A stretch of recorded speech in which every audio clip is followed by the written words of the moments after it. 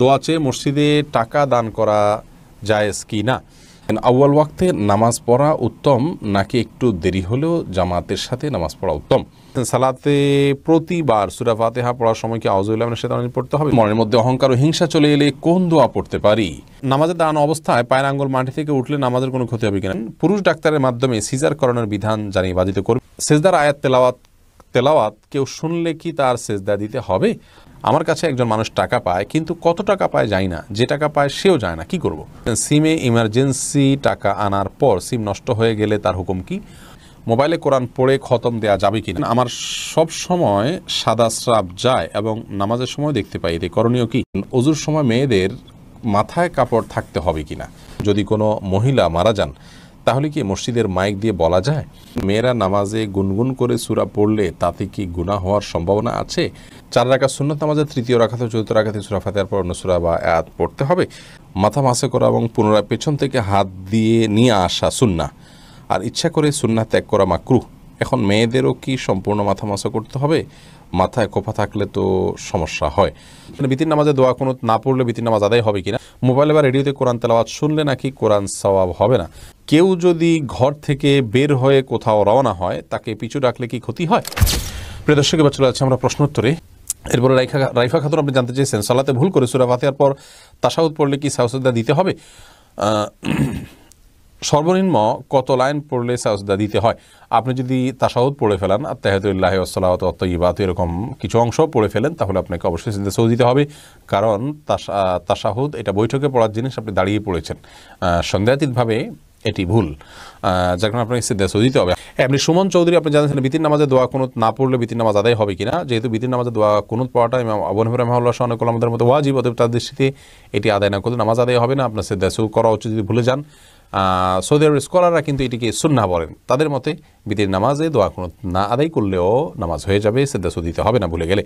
সাইদ তাইফুর রহমান তাসিন আপনি জানতে চেয়েছেন, মোবাইলে কোরআন পড়ে খতম দেওয়া যাবে কি না? যাবে, কোনো অসুবিধা নেই। কোরআন আপনি কিসে পড়বেন সেটি একান্ত আপনার বিষয়। রাসূল আকরাম সাল্লাল্লাহু আলাইহি ওয়াসাল্লামের যুগে আমরা আজকে যে কোরআন পড়ছি কাগজের কোরআন, এটা তার যুগে ছিল না। তার যুগে হয়তো পাথরে বা কোনো চাড়াতে বা অন্য কোনো জায়গায় কোরআন লেখা ছিল, সেখান থেকে তিনি পড়তেন। অতএব আমরা আমাদের জায়গা থেকে কোরআন তেলাওয়াত করাটা, আমরা কাগজ থেকে যেমন তেলাওয়াত করতে পারি, কোনো ওয়াল থেকে তেলাওয়াত করতে পারি, কোনো স্ক্রিন থেকে তেলাওয়াত করতে পারি, কোরআন তেলাওয়াত করাটা হলো মুখ্য। কোত্থেকে তেলাওয়াত করছেন এটি কোনো গুরুত্বপূর্ণ বিষয় নয়। মোবাইল থেকে কোরআন তেলাওয়াত করে খতম দিলেও আপনি সওয়াব পাবেন ইনশাআল্লাহ। মেহেদি হোসেন পাটোয়ারি জানতে চেয়েছেন, মানত করলে কি মানুষের আশা পূরণ হয়? আমি শুনেছি দোয়া ছাড়া কোনো কিছু তার ভাগ্য পরিবর্তন করতে পারে না। মানত করলে যে তার আশা পূরণ হয় এমনটা নয়। মানুষ মানত করতেই পারে, নবী সাল্লাল্লাহু আলাইহি ওয়াসাল্লাম নিরুৎসাহিত করেছেন মানতের বিষয়ে। তবে তিনি বলেছেন যে মানত এটা ইন্নামা ইস্তাখরাজু মিনাল বাখিল, কৃপণ ব্যক্তি যে আসলে দান করতে চায় না, মানতের মাধ্যমে তার দানটা করা হয়, এর বেশি আর মানে এতে কোনো লাভ নেই। মানতের মাধ্যমে যে কাঙ্ক্ষিত বিষয় হাসিল হয় তা মোটেও সেরকম কিন্তু নয়। এজন্য কোনো বিষয় আপনি মানত করতে চাইলে, ধরুন আপনার ছেলে পরীক্ষা দিচ্ছে বা আপনার কোনো একটা কাজ সিদ্ধ হওয়ার ব্যাপার আছে, আপনি মানত করবেন, তাহলে সেক্ষেত্রে আপনার উচিত হলো আগে ভাগে দান করা এবং আল্লাহর কাছে দোয়া করা যে আল্লাহ দান করলাম, দান করলে মানুষের বিপদ দূর হয় এবং মানুষের নেক উদ্দেশ্য পূরণ হতে পারে, ভালো ইবাদত করলাম। অতএব সেই জায়গা থেকে আপনি আশা করবেন, আল্লাহর কাছে দোয়া করবেন, কিন্তু আপনি শর্ত দিবেন না আল্লাহ আমার এই কাজটা হলো তারপর আমি এটা করবো, এমনটি সুন্দর কোনো বিষয় নয়। রাসূল আকরাম সাল্লাল্লাহু আলাইহি ওয়াসাল্লাম নিরুৎসাহিত করেছেন মানতের ব্যাপারে। কিন্তু কেউ করতে চাইলে সেটা হারাম হবে না, করতে পারবেন।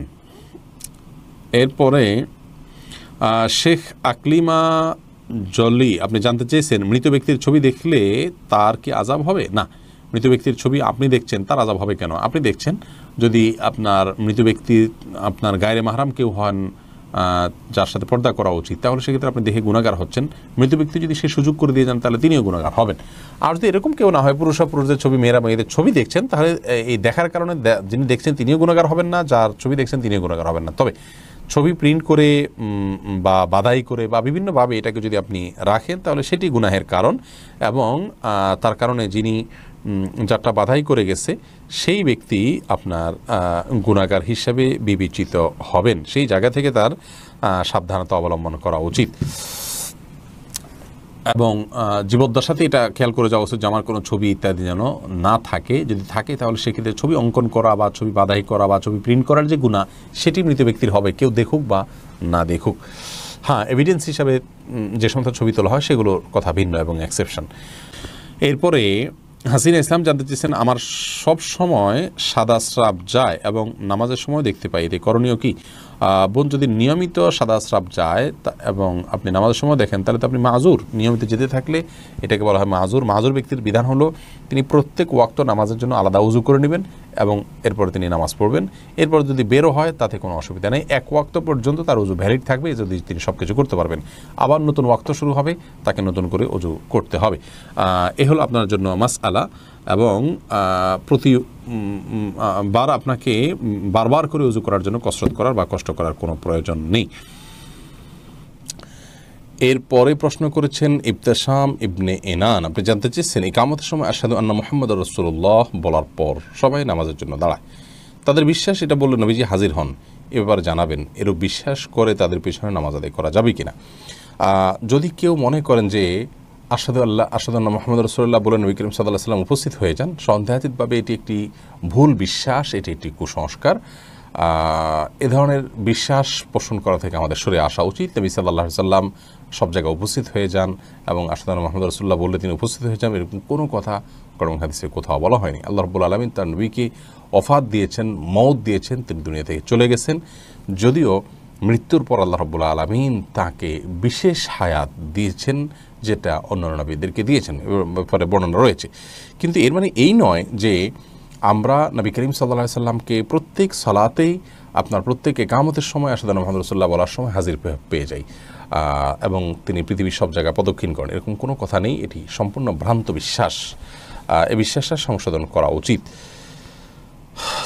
মোহাম্মদ ওসমান, আপনি জানতে চেয়েছেন কোনো মানুষ অসুস্থ হলে কিংবা মারা গেলে সেই ব্যক্তির জন্য ফেসবুকে দোয়া চাওয়া হয়। বেশিরভাগ মানুষ পোস্টের কমেন্টে দোয়া করেন। এভাবে কমেন্ট করে দোয়া করা ইসলামের দৃষ্টিকোণ থেকে কতটুকু গ্রহণযোগ্য? কোনো ব্যক্তি অসুস্থ হলে কিংবা মারা গেলে বা বিপদে পড়লে তার জন্য অন্যান্য মুসলিমরা দোয়া করা তাদের উচিত এবং কর্তব্য। কিন্তু দোয়া করতে গিয়ে যদি কেউ মনে করেন যে আপনার শুধুমাত্র হাত তুলে মুখেই দোয়া করতে হবে, তাহলে সেটি কিন্তু ভুল ধারণা। অতএব কেউ যদি লিখে দোয়া করেন সেটিও হতে পারে। আসল দোয়া হয় অন্তর থেকে, সেটি প্রকাশ আমাদের লেখার মাধ্যমে হতে পারে, সেটির প্রকাশ আমাদের মুখের মাধ্যমে হতে পারে। আমি যদি লিখি তাহলে তার মাধ্যমে হতে পারে। আল্লাহ তাআলা একজনকে বাকশক্তি দেননি, তিনি কিন্তু মনে মনেই দোয়া করেন। অতএব আসল দোয়া হলো মনের দোয়া। বিভিন্ন হাদিস থেকে বোঝা যায় যে গাফিল অন্তরের দোয়া আল্লাহ তাআলা কবুল করেন না। তার মানে কেউ লিখছেন বা মুখে বলছেন কিন্তু তার মনে অন্য কিছু। আজকাল দেখা যায় যে আমাদের দোয়াগুলো ট্র্যাডিশনাল দোয়া হয়ে গেছে। ৫ ওয়াক্ত সালাতের পরে যে সম্মিলিত দোয়ার প্রথা আমাদের দেশে প্রচলিত আছে, আপনারা খেয়াল করবেন যে এই দোয়াগুলোতে জাস্ট একটা গতানুগতিক দোয়া হয়ে থাকে। দু হাত তুলে ইমাম সাহেব গদবাদা কিছু বলেন, জাস্ট বলা দরকার বলেন, এরকম একটা অবস্থা কিন্তু বিরাজ করছে। যারা একটু গভীরভাবে বিষয়টিকে পর্যবেক্ষণ করছেন অবশ্যই তারা লক্ষ্য করবেন।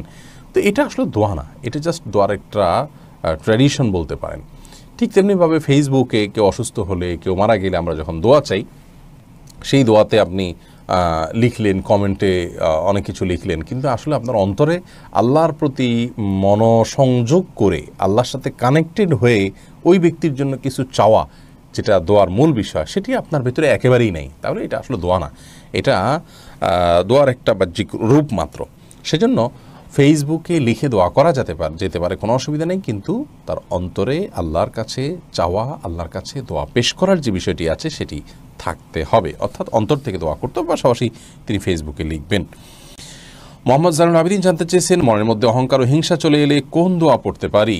কারোর প্রতি যদি হিংসা আসে তাহলে তার জন্য আল্লাহর কাছে দোয়া করবেন, তাকে বেশি সালাম দিবেন, তার কল্যাণের জন্য আরও বেশি দোয়া করবেন, এবং হিংসা থেকে বেঁচে থাকার উপায় সম্পর্কে আমাদের একটা ভিডিও ক্লিপ আছে, শুনে নিতে পারেন। অহংকার হলে একটি দোয়া বিভিন্ন হাদিসে বর্ণিত হয়েছে, আল্লাহুম্মা ওয়াজআলনি ফি আইনি সগীরা ওয়া ফি আয়ুনিন নাসি কাবীরা, যার অর্থ হলো আল্লাহ আমাকে নিজের চোখে আপনি ছোট করে দিন, অন্যদের চোখে বড় করে দিন। যদি এই হাদিসটিকে মুহাদ্দিসিন ইকরাম দুর্বল বলেছেন, দায়ীফ বলেছেন, তথাপি এটি একান্ত আমলের বিষয়, করা যেতে পারে আমল। আপনি আল্লাহর কাছে দোয়া করবেন সাধারণভাবে, আল্লাহ যেন আপনাকে বিনয় দান করেন। তাছাড়া বিনয় এবং আপনার তাওয়াদু, এই গুণগুলো আসার জন্য বিনয়ী মানুষদের সাথে উঠা বসা করা, তাদের সংস্রবে যাওয়া, তাদের সোহবতে থাকার কোনো বিকল্প নেই। সে বিষয়টির মাধ্যমে আমাদের মধ্যে এটি সবচেয়ে বেশি আসবে ইনশাআল্লাহ তাআলা। মাহিরা জান্নাত আইরা জানতে চেয়েছেন, ওযুর সময় মেয়েদের মাথায় কাপড় থাকতে হবে কিনা? ওযুর সময় মাথা কাপড় থাকা কোনো আবশ্যক কোনো কিছু না। এমনি আশিক জানতেছেন, একটি মেয়ের যদি দুটি বিয়ে হয় তাহলে জান্নাতে কোন স্বামীকে পাবে? একমাত্র আল্লাহ তাআলা ভালো জানেন। এটার মূল উত্তর, বাহ্যে তো মনে হয় যে শেষ স্বামী যিনি থাকবেন তার সাথে তার জান্নাতে থাকা হবে, কিন্তু এ বিষয়ে অদৃশ্য জগতের বিষয় একমাত্র আল্লাহ তাআলা ভালো জানেন। মাথা মাসে করা এবং পুনরায় পেছন থেকে হাত দিয়ে নিয়ে আসা সুন্নাহ, আর ইচ্ছা করে সুন্নাহ ত্যাগ করা মাকরুহ। এখন মেয়েদেরও কি সম্পূর্ণ মাথা মাসা করতে হবে? মাথায় খোপা থাকলে তো সমস্যা হয়। এটা প্রশ্ন করেছেন কাজী মায়া। দেখুন, মাথা মাসের জন্য ভেজা হাতকে এইভাবে দিয়ে পেছনের দিকে টানবেন, এইটুকু ব্যবহার হবে, আর একটুকু অবহেলিত থাকবে, কারণ এভাবে আপনি টানবেন। আসার সময় আবার এই অংশ দিয়ে আপনি এভাবে টানবেন, তাহলে বাকিটুকু ব্যবহার হয়ে যাবে। এভাবে করাটা সুন্নাহ। অতএব এটি নারী পুরুষ সকলের জন্যই প্রযোজ্য, যে সবাই এভাবে প্রথমে পেছনের দিকে নিয়ে এরপর সামনের দিকে টেনে আপনি মাসাহ করবেন। এরপরে সাজেদুল হক রিয়া জানতে চেয়েছেন, তাকবীরে তাহরিমা বাঁধার পর নামাজে মনের মধ্যে শুধু বাজে চিন্তা আসে, সেক্ষেত্রে করণীয় কি? দেখুন, তাকবীরে তাহরিমা বাঁধার পর শয়তান তার ডিউটি শুরু করে দেয়, এই জন্য আপনার মনের ভিতরে বাজে চিন্তা আসে।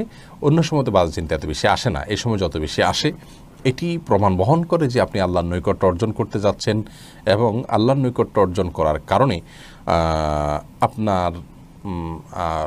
আপনাকে শয়তান দখলে নেওয়ার চেষ্টা করে এবং শয়তান আপনাকে বিভ্রান্ত করার চেষ্টা করে। এই জন্য সেখান থেকে বেঁচে থাকার জন্য আপনার আপ্রাণ চেষ্টা থাকতে হবে। আল্লাহ তাআলা তৌফিক দান করুন। মোবাইলে কোরআনে অ্যাপ থাকলে ওযু ছাড়া মোবাইল ধরলে কি গুনাহ হবে? নূর AR লুবনা এই আইডি থেকে আপনি জানতে চেয়েছেন। জি, আপনার প্রশ্ন উত্তর হলো যে মোবাইল অ্যাপসে কোরআন থাকলে ওযু ছাড়া সেটি স্পর্শ করা যাবে, কারণ এটি সরাসরি কোরআন স্পর্শ করা হয় না এর মাধ্যমে। 4 রাকাত সুন্নত নামাজের তৃতীয় রাকাত ও চতুর্থ রাকাতে সূরা ফাতিহার পর অন্য সূরা বা আয়াত পড়তে হবে। 4 রাকাত বিশিষ্ট সালাতে যদি ফরজ হয় তাহলে তার শেষের 2 রাকাতে পড়ার কোনো প্রশ্নই নেই, আর যদি নফল হয় তাহলে সেক্ষেত্রে শেষের রাকাতগুলোতে সূরা মিলাবেন। মিরাজ মালিক আপনি জানতে চেয়েছেন, স্ত্রীকে বলা সত্ত্বেও বারবার গীবতে লিপ্ত হয়, করণীয় কি? করণীয় একই, তাকে বোঝাবেন, আলটিমেটাম দিবেন, প্রয়োজনে সে গীবত করলে শুনবেন না, সরে যাবেন, এবং তাকে যতটুকু সম্ভব আপনার অভিমানের মাধ্যমে অন্যায় কাজ থেকে বিরত রাখার চেষ্টা করবেন, এবং এর পাশাপাশি নসিহা, সুন্দর আচরণ, দোয়া আল্লাহর কাছে এগুলোকে অব্যাহত রাখবেন। গীবতের ভয়াবহতা সম্পর্কে তাকে বোঝাবেন, আলোচনা শোনাবেন, আর্টিকেল পড়াবেন, এবং নেককারদের সাথে তার সান্নিধ্য যেন হয় সে বিষয়টি খেয়াল করবেন। এমনি সোহাগ ভূঁইয়া জানতে চেয়েছেন, যদি কোনো মহিলা মারা যান তাহলে কি মসজিদের মাইক দিয়ে বলা যায়? মহিলা হোক আর পুরুষ হোক, মসজিদের মাইকে কারণ মৃত্যুর ঘোষণা দেওয়া উচিত নয়, কারণ মসজিদের মাইক দান করা হয়ে থাকে আজানের জন্য, সুতরাং সেই কাজটা করা উচিত। কেউ মারা গেছেন বা কেউ জন্মগ্রহণ করছে, এটা একান্ত জাগতিক একটি বিষয়, এটা ঘোষণা দেওয়ার কিছু নেই। তবে হ্যাঁ, জানাজার সালাত হবে, কোথায় হবে, কী হবে, একটা ইবাদত, সেটি মানুষ কীভাবে সম্পাদন করতে পারে এই বিষয়ে যদি কেউ জানান দেন সেটি ভিন্ন কথা। হোসাইন ইয়াডি থেকে জানতেছেন, কোরআনে 3-4 আলিফ টান না দিলে কি গুনাহ হবে? না, 3 আলিফ 4 আলিফ যেগুলো আছে সেগুলোকে 3 আলিফ 4 আলিফ টানতে হবে, এমন কোনো আবশ্যক নয়। তবে যেগুলো 1 আলিফ টান, সেগুলোকে 1 আলিফ টান না দিলেও অনেক সময় মিনিমাম 1 আলিফ টান না দিলে সেটা, বা 1 আলিফ টানের কাছাকাছি একটু টান না দিলে সেটি অর্থ পরিবর্তন হয়ে যেতে পারে, সেজন্য ওইটি ভিন্ন বিষয়। কিন্তু 3 আলিফ 4 আলিফের ভিতরে হুবহু 3 আলিফ 4 আলিফ টান দিতেই হবে, না দিলে গুনাহ হয়ে যাবে, ব্যাপারটি সেরকম নয়। তবে সাধ্য অনুযায়ী চেষ্টা আমাদের থাকা উচিত কোরআনকে তারতিলের সাথে, তাজউইদের সাথে তেলাওয়াত করা। আল্লাহ বলেছেন, আরতিল কোরআন তারতিলা। এরপরে তানিশা ইসলাম মিম জানতে চেয়েছেন, মেয়েরা নামাজে গুনগুন করে সূরা পড়লে তাতে কি গুনাহ হওয়ার সম্ভাবনা আছে? গুনগুন করে যদি সূরা পড়ে তাহলে সেক্ষেত্রে সরাসরি গুনাহ হবে না, বিশেষ করে নিজে নিজে শুনতে পাচ্ছেন, সরাসরি গুনাহই হবে না, বিশেষ করে নিজে শুনতে পাচ্ছেন এরকম যদি হয় নিজের কান পর্যন্ত, তাহলে সেটি তো তিনি করতেই পারেন। এরপরে সাজ্জাদ হোসেন জানতে চেয়েছেন, দোয়া চেয়ে মসজিদে টাকা দান করা জায়েজ কি না? এই প্রথাটা ভালো না, যে মসজিদে আমি এটা চির করে লিখে দিলাম যে আমার মায়ের জন্য, বাবার জন্য বা আমার জন্য দোয়া করবেন আপনারা, আমি মসজিদে এত টাকা দান করলাম, এটি করা উচিত নয়। আপনি দান করেছেন কী জন্য? আল্লাহ তাআলার সন্তুষ্টি অর্জনের জন্য। অতএব দানের সওয়াব বা বিনিময়টা আল্লাহর কাছে আশা করবেন। মসজিদের ইমাম সাহেব বা খতিব সাহেব বা মুয়াজ্জিন সাহেবকে বলেন আপনার একটা দোয়া করেন, আমি টাকা দিলাম, তাহলে কেমন যেন টাকা দিয়ে আপনি দোয়াটা বিনিময় হিসেবে নিলেন, এটা করা উচিত নয়। আপনি টাকা দান করবেন সওয়াবের উদ্দেশ্যে, তাতে আল্লাহ তাআলা আপনার নেক উদ্দেশ্য পূরণ করবেন ইনশাআল্লাহ। আর দোয়া আপনি আলাদাভাবে ভিন্নভাবে অন্য কোনো সময় দোয়া চাইবেন বা দোয়া করবেন, সেটা ভিন্ন বিষয়, কিন্তু দোয়ার সাথে দানটাকে আপনার শর্তযুক্ত করা বা এটাকে একটার সাথে একটাকে সম্পৃক্ত করা, যেটা আমাদের ট্র্যাডিশন হয়ে গেছে, এটি করা উচিত নয়, এটি ভুল প্রথা। এরপরে জান্নাতুল ফিরদাউস আপনি জানতে চেয়েছেন, কেউ যদি ঘর থেকে বের হয়ে কোথাও রওনা হয় তাকে পিছু ডাকলে কি ক্ষতি হয়? না, এটি সম্পূর্ণ ভুল ধারণা। আমাদের সমাজে অনেকেই মনে করেন এটি যে কোথাও বের হলে পেছন থেকে কেউ ডাক দিলে তাহলে পিছুটান হয়ে গেল, আর বোধহয় সামনে কল্যাণ নাই। এটি সম্পূর্ণ আমাদের মন গড়া কথা। এরকম বিশ্বাস করলে সেটা ছোট শিরকের অন্তর্ভুক্ত হবে। এটি আমাদের পরিহার করা উচিত, এই বিশ্বাসটা। রাজীব রাজ আপনি জানতে চেয়েছেন, জীবিত মানুষের জন্য মসজিদে টাকা দান করা হলে সেই সওয়াব কি তার আমল নামায় যায়? অবশ্যই একজন ব্যক্তির তরফ থেকে আরেকজন ব্যক্তি দান করতে পারেন। জীবিত ব্যক্তির তরফ থেকেও দেওয়া যায়, অসুবিধা নেই। আপনি আমার তরফ থেকে দান করলেন, আমি আপনার তরফ থেকে দান করলাম, আমার নিয়ত আপনি দান করলেন, তাহলে আমার আমল নামায় সেটি সওয়াব যুক্ত হবে ইনশাআল্লাহ বিইذনিল্লাহ। এরপরে আব্দুল্লাহ আল রাহি জানতে চেয়েছেন, বিদেশ থেকে টাকা পাঠালে ব্যাংক যে 2% প্রণোদনা দেয়, এটা খাওয়া কি সুদ হবে? না ভাই, এটা খাওয়া সুদ হবে না, কারণ এটা আপনি কোনো টাকা দিচ্ছেন তার এগেইনস্টে আপনাকে দিচ্ছি এমন নয়। আপনি যেন এই পদ্ধতিতে টাকা পাঠান, সেজন্য আপনার সরকার আপনাকে অতিরিক্ত একটা গিফট দিচ্ছে। অর্থাৎ আপনি কারো দোকান থেকে কোনো মাল কিনলে, এই দোকান থেকে কিনলে এই গিফটটা পাচ্ছেন, বিষয়টা এরকম হয়ে গেল আর কি। কোনো অসুবিধা নেই ইনশাআল্লাহ বিইذনিল্লাহ, এটা করা যেতে পারে এবং এটা গ্রহণ করা যেতে পারে। এই বিষয়ে আমাদের একটা ভিডিও আছে বিস্তারিত, সেখানে আমরা কিন্তু বলেছি, আপনি সেখান থেকে শুনে নিতে পারেন। এরপর সাদিকুর রহমান রেজা আপনি জানতে চেয়েছেন, সেজদার আয়াত তেলাওয়াত কেউ শুনলে কি তার সেজদা দিতে হবে? ভাই সাদিকুর রহমান, সেজদার আয়াত যদি কেউ তেলাওয়াত শুনতে পান তাকেও সেজদা দিতে হবে। তেলাওয়াতকারীকে যেমন সেজদা দিতে হবে, তেলাওয়াত যিনি শুনলেন তাকেও সেজদা দিতে হবে। দেওয়ান মাসুম মুশফিক জানতে চেয়েছেন, মোবাইলে বা রেডিওতে কোরআন তেলাওয়াত শুনলে নাকি কোরআন সওয়াব হবে না? কে বলেছে আপনাকে তেলাওয়াত শুনলে সওয়াব হবে না? তেলাওয়াত আপনি যেখান থেকে শুনবেন সেখান থেকে সওয়াব হবে। তবে লাইভ তেলাওয়াত শোনা আর রেকর্ডেড তেলাওয়াত শোনার ভিতরে অবশ্যই পার্থক্য আছে। লাইভ তেলাওয়াত শোনার চেষ্টা করবেন, রেকর্ডেড তেলাওয়াত শুনলেও আপনি সওয়াব পাবেন। কোরআন তেলাওয়াত করলে যেমন সওয়াব হবে, শুনলেও সওয়াব আছে। আপনি কোত্থেকে শুনবেন সেটা শরীয়ত ফিক্স করে দেয়নি, অতএব রেডিও থেকে আপনার শুনলে যে সওয়াব হবে না এমনটি ভুল ধারণা। এরপরে নাহিদ সরকার জানতেছেন, বিদেশ থেকে ফোনে বিয়ে করলে বিয়ে কবুল হবে কি না? বিদেশ থেকে যদি কেউ ফোনে বিয়ে করেন তাহলে সেক্ষেত্রে সেই বিয়ে কবুল না হওয়ার কারণ নেই, তবে শর্ত আছে। সে বিয়ের পদ্ধতি হইতে হবে এরকম যে আজকাল ভিডিও কলের মাধ্যমে আমরা নিশ্চিত হতে পারি যে কে পাত্র কে পাত্রী। আপনার দেশে কারোর মাধ্যমে নিশ্চিত হতে হবে। আবার আপনার ব্যাপারেও আপনার বিপক্ষ যারা আছেন তারা, ভিন্ন পক্ষ যারা আছেন তারা নিশ্চিত হবেন বিভিন্ন মাধ্যমে। এরপরে ভিডিও কলের মাধ্যমেই ইজাব কবুল হতে পারে। তবে নিরাপদ পদ্ধতি, তার চাইতে বেশি নিরাপদ পদ্ধতি হলো যে আপনি বিদেশ থেকে দেশে আপনার কোনো একজন অভিভাবককে বা বন্ধুবান্ধবকে, পরিচিত কোনো একজনকে আপনি দায়িত্ব দিবেন যে তুমি অমুকের মেয়ে অমুককে এত টাকা মহারণায় আমার পক্ষ থেকে বিয়ের প্রস্তাব দিবা, বা তারা প্রস্তাব দিলে তুমি কবুল করবা। এটা একজনকে প্রতিনিধি হিসাবে নিয়োগ দিবেন। আপনি ভিডিও করে সেটি দেখতে পারেন। তখন তিনি আপনার পক্ষ থেকে প্রস্তাব দিলেন বা প্রস্তাবের পক্ষে আপনার পক্ষ থেকে কবুল করলেন। এটি করলে বিয়ে হয়ে যাবে এবং এটি হলো সবচেয়ে নিরাপদ এবং সলিড পদ্ধতি। এটার ব্যাপারে কোনো সন্দেহ কারণ নেই। এরপরে মোহাম্মদ হাসান জানতে চেয়েছেন, বাড়িতে গিয়ে কোরআন শরীফ খতম করে টাকা নেওয়া যায় কিনা? না, কোরআন এটা বাড়িতে গিয়ে ফেরি করে খতম করে টাকা কামাই করার জিনিস না। এই কালচার নাজায়েজ কালচার। কোরআন এরকম জিনিস নয় যে বাড়িতে গিয়ে খতম করে টাকা কামাই করতে হবে। কোরআন তেলাওয়াত করার জন্য এসছে আমরা তেলাওয়াত করব, শোনার জন্য আসছে আমরা শুনবো, আমল করার জন্য আসছে আমরা আমল করব। আরেকজনকে তেলাওয়াত করে দিয়ে আর তার বিনিময়ে টাকা নেব, এটা জায়েজ নাই। এটা আল্লাহর আয়াতকে বিক্রি করার শামিল। কোরআন দেশে কোথাও এরকম কোনো নির্দেশনা দেওয়া হয় না যে একজনের আরেকজনের বাড়িতে গিয়ে তেলাওয়াত করে দিলে তার কোনো উপকার হবে এবং সেটা বিনিময়ে আবার টাকা কামাই করবেন, এটির কোনো সুযোগ নেই। মিফতাহুল জান্নাত জানতে চেয়েছেন, অনেক হুজুর দোয়া পড়ে সুতায় গিট দেন, সেই সুতা কি গলায় বা কাঁধে বাঁধা যাবে? এটা ভুল পদ্ধতি। দোয়া পড়ে কোনো সুতায় গিট দেওয়া উচিত নয়। আল্লাহ রাব্বুল আলামিন কোরআনে কারীমের সূরা ফালাক, যেটি কোরআনে কারীমের শেষ সূরার আগের সূরা, সেখানে আল্লাহ তাআলা আমাদেরকে দোয়া শিক্ষা দিয়েছেন, ওয়া মিন শাররি নাফাসাতি ফিল উকাদ। ওই সমস্ত নারীদের ক্ষতি থেকে আমরা আশ্রয় চাই আল্লাহ আপনার, যারা বিভিন্ন গিরায় ফুৎকার দিয়ে বিভিন্ন কিছু মন্ত্র পড়ে গিরায় ফুৎকার দিয়ে থাকেন। যদিও হুজুররা হয়তো কোরআন কারীমের আয়াত পড়ে গিরায় ফুঁক দেন, তারা কোনো মন্ত্র পড়েন না, অতএব তাদের পড়া ঠিক আছে। বাট এই পদ্ধতিতে ঝাড়ফুঁক নবী সাল্লাল্লাহু আলাইহি ওয়াসাল্লাম করেননি এবং এটা জাদুকরদের পদ্ধতি। তো ঝাড়ফুঁকটা জাদুকরদের পদ্ধতিতে কেন হবে? সেটি আমাদের পদ্ধতি হবে এরকম কোনো খাবারে, কোনো পানীয়তে বা শরীরে ফুৎকার দেওয়া, ঝাড়ফুঁক করা বা এমনি তেলাওয়াত করে তাকে শোনানো। এগুলো হলো আপনার রুকিয়া শারঈয়া বা বৈধ ঝাড়ফুঁকের পদ্ধতি, শরীয়ত বাতানো। বাকি গিরায় পড়ে ফু দেওয়া দিয়ে সেটা শরীরে ধারণ করা, এটি শরীয়ত সম্মত পদ্ধতি নয়। ফয়েজ হাবিব জানতে চেয়েছেন, পুরুষ ডাক্তারের মাধ্যমে সিজার করানোর বিধান জানিয়ে বাধিত করবেন। যদি নারী ডাক্তার না থাকেন, আপনার বিপরীত কোনো কিছু না থাকে, তাহলে বিকল্প না থাকলে যান বাঁচানোর জন্য অবশ্যই জায়েজ আছে, কিন্তু বিকল্প থাকলে সেটি গ্রহণ করা উচিত। আমাদের দেশে এবং পৃথিবীর অনেক মুসলিম দেশে, অমুসলিম দেশ তো আসি, অনেক মুসলিম দেশেই আজকাল গাইনি ডাক্তার হিসেবে পুরুষরা ডাক্তারি করছেন। এটি খুবই আপত্তিকর, খুবই অগ্রহণযোগ্য এবং এটি কোনো অবস্থাতে আমাদের করা উচিত নয়। আমাদের এই কালচার থেকে বের হয়ে আসা উচিত। আল্লাহ তাআলা আমাদেরকে হেফাজত করুন এবং আমরা যেন সুস্থ কালচারের দিকে ফিরে যেতে পারি।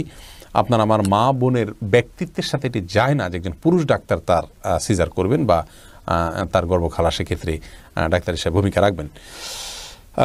এরপরে সাইফুল ইসলাম জানাচ্ছেন, নামাজের দাঁড়ানো অবস্থায় পায়ের আঙ্গুল মাটি থেকে উঠলে নামাজের কোনো ক্ষতি হবে কিনা? সামান্য সময় জন্য উঠলে কোনো অসুবিধা নেই, উঠলো আবার নামায় ফেললেন, কিন্তু পুরো সিজদা জুড়ে যদি একবারও টাচ না করে তাহলে নামাজ হবে না। কারণ নবী সাল্লাল্লাহু আলাইহি ওয়াসাল্লাম বলেছেন, উমিরতু আন আসজুদা আলা সাবআতি আযম।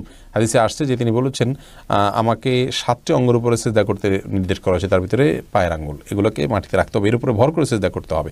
উঠে গেল আবার সাথে সাথে নামায় ফেললে সেটি ভিন্ন কথা, কিন্তু মানে পুরো সিজদা যদি উঠে থাকে তাহলে নামাজ হবে না।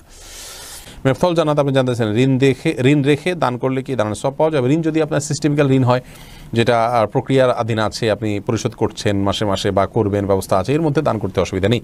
কিন্তু ঋণ আছে কারোর কাছে, যিনি প্রাপক, তার পক্ষ থেকে তাগাদা আছে, আপনি দিচ্ছেনও না, তাকে টালবাহানা করছেন, ঘোরাচ্ছেন, অথচ এদিকে দান করছেন, এই দান জায়েজ নয়। সাদিকুল ইসলাম তৌফিক জানতে চেয়েছেন, আমার কাছে একজন মানুষ টাকা পায়, কিন্তু কত টাকা পায় যায় না, যে টাকা পায় সেও যায় না, কি করব? তাহলে দুজনে একত্র হবেন এবং আনুমানিক একটা ফিগারের উপরে দুজন একমত হবেন, সেটি তাকে পরিশোধ করবেন এবং তাকে বলবেন, যদি এর অতিরিক্ত হয়ে থাকে তুমি মাফ করে দিবা, আর যদি এর কম হয়ে থাকে তাহলে আমার অতিরিক্ত যেটা গেলো সেটা আমি মাফ করে দিলাম। এর মাধ্যমে আপনি ইনশাআল্লাহ মুক্তি লাভ করতে পারেন। এক ক্ষণিকের জীবনে এর দিকে জানতেছেন, সিমে ইমার্জেন্সি টাকা আনার পর সিম নষ্ট হয়ে গেলে তার হুকুম কি?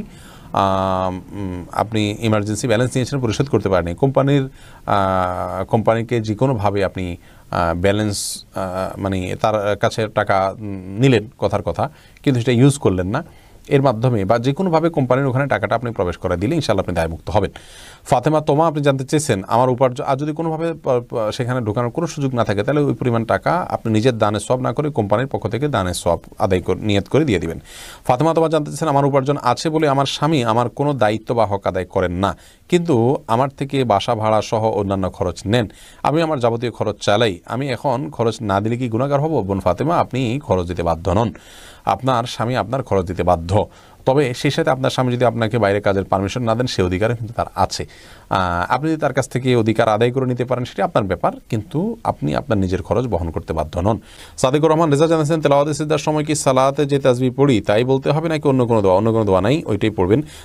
স্বপ্নিল জামিল জানতে চেয়েছেন, সালাতে প্রতিবার সূরা ফাতিহা পড়ার সময় কি আউযুবিল্লাহি মিনাশ শাইতানির রাজিম পড়তে হবে? সূরা ফাতিহার শুরুতে আউযুবিল্লাহ এবং বিসমিল্লাহ পড়া সুন্নাত, তবে অন্য সূরার শুরুতে বিসমিল্লাহ না বলে শুধু আউযুবিল্লাহ পড়াটা হলো সুন্নাত। এরপরে মীর হোসেন জানতেছেন, ইসলামে নামাজ কাজা নামাজের বৈধতা আছে কি না? থাকলে কাজা নামাজের নিয়ত কিভাবে হবে? বিশেষ কোনো নিয়ত নাই ভাই, আপনি নামাজ কাজা হয়েছে সেটি আদায় করছেন, বাস এটুকুই যথেষ্ট।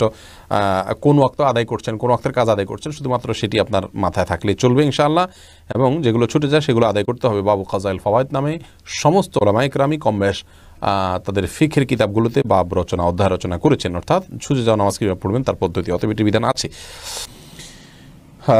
এর পাশাপাশি আমরা আলমগীর হোসেন জানতে চেয়েছেন, আউয়াল ওয়াক্তে নামাজ পড়া উত্তম নাকি একটু দেরি হলেও জামাতের সাথে নামাজ পড়া উত্তম? আউয়াল ওয়াক্তে নামাজ পড়া এটা সওয়াবের কাজ। বিভিন্ন হাদিসে আসছে, নবী সাল্লাল্লাহু আলাইহি ওয়াসাল্লাম বলেছেন, আফদালুল আমাল সম্পর্কে, সর্বোত্তম আমল সম্পর্কে তিনি বলেছেন, আস-সালাতু লি আউয়ালি ওয়াক্তিহা, যে কোনো ওয়াক্তের সালাত আউয়াল ওয়াক্তে পড়া এটা হলো সবচেয়ে উত্তম আমলের মধ্য থেকে অন্যতম। সেজন্য আউয়াল ওয়াক্তে সালাত পড়ার ব্যাপারে আমাদের আন্তরিকতা থাকা উচিত, আমাদের আগ্রহ থাকা উচিত, আমাদের প্রচেষ্টা থাকা উচিত। কিন্তু মনে রাখা উচিত যে জামাতে সালাত আদায় এটা আউয়াল ওয়াক্তে সালাতের চেয়ে অনেক বেশি গুরুত্বপূর্ণ। অতএব আমরা যদি কেউ মনে করি যে না, আউয়াল ওয়াক্তে আমরা সালাত আদায় করতে গিয়ে যদি জামাত তরক করব, তাহলে সেটি ভুল হবে। কারণ আসলে জামাতের গুরুত্ব তত বেশি নাই যত বেশি রয়েছে আউয়াল ওয়াক্তে সালাতের গুরুত্ব তত বেশি শরীয়তে নাই যত বেশি রয়েছে জামাতের সালাতের গুরুত্ব। এই জন্য যদি আমাদের দুইটার যে কোনো একটা রাখতে হয়, হ্যাঁ আউয়াল ওয়াক্ত নইলে জামাতের সালাত, তাহলে আমরা জামাতের সালাতকে প্রায়োরিটি দিব আউয়াল ওয়াক্তের উপরে, কারণ জামাতের সালাতের গুরুত্ব আউয়াল ওয়াক্তের চাইতে বহু গুণ বেশি।